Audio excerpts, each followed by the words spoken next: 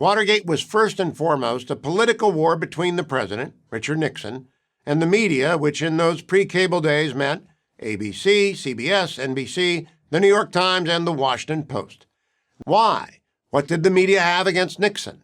That's a complex question, but we can essentially boil it down to three things.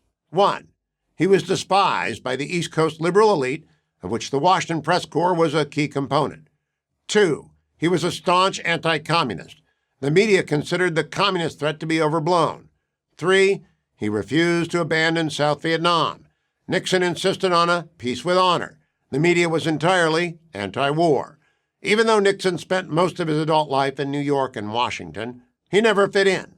Born in a small town in California, there were no Ivy League degrees on his resume.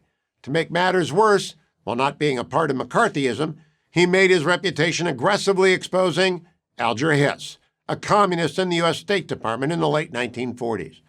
After serving as vice president under Dwight Eisenhower for 8 years, he ran against and nearly defeated John F. Kennedy, the paragon of East Coast elitism, in 1960.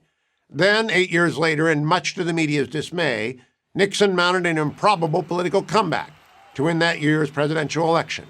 And then, as if rubbing the media's nose in it, he won again in a 49-state landslide in 1972. Something had to be done. The media's aim, in the words of British historian Paul Johnson, was to use publicity to reverse the electoral verdict of 1972. The support of Republican senators far from assured, and deeply concerned that an impeachment trial would paralyze the country in the middle of the Cold War, Nixon was boxed in. He resigned from office on August 9th, the first and only president to do so. The media had its victory and a newfound sense of power. The country has not been the same since. Thank you for watching this video. To help keep PragerU videos free, please consider making a tax-deductible donation.